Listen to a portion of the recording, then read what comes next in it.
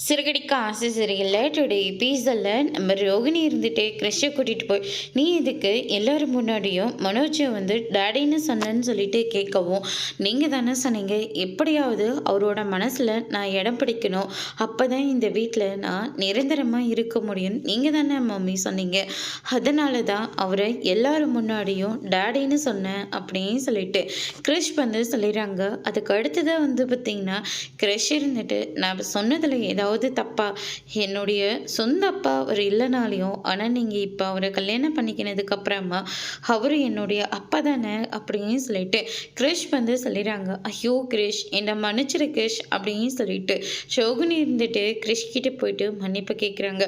அதுக்கு அடுத்ததான் வந்து பார்த்திங்கன்னா மனோஜ் இருந்துட்டு ஷோகுனி இதுக்கு மேலே அந்த பொடி பையன் இந்த வீட்டில் இருக்க நான் சம்மதிக்கவே மாட்டேன். ஏன் நேரில் அவங்க அம்மா பேய் வந்தால் கூட நான் சொல்லிடுவேன். எனக்கு எவ்வளோ அவமானமாக இருக்குன்னு தெரியுமா? எவ்வளோ தைரியம் இருந்தால் அந்த சின்ன பையன் என்னை எல்லாரும் முன்னாடியும் டேடி என்னை ஸ்கூலில் கொண்டு போய் விடுங்கன்னு சொல்லியிருப்பான். அவனை எனக்கு வர கோத்துக்கு என்ன பண்ணுறதுனே தெரியல அப்படின்ற மாதிரி சொல்லிக்கிட்டு இருக்காங்க. அங்கே பாருங்கள் மனோஜ், சின்ன பையன் ஏதோ அப்பா அம்மா இல்லை அந்த பாசத்தினால தான் நம்மள அப்படி அவன் நினச்சிட்ருக்கலாம்ல. அதுக்காக யாராச்சும் கோவப்படுவாங்களா? நமக்கு ஒரு குழந்தை இருந்து அந்த குழந்தை உன்னை டேடின்னு சொல்லி கூப்பிட்டா உனக்கு எப்படி ஃபீல் ஆகும்?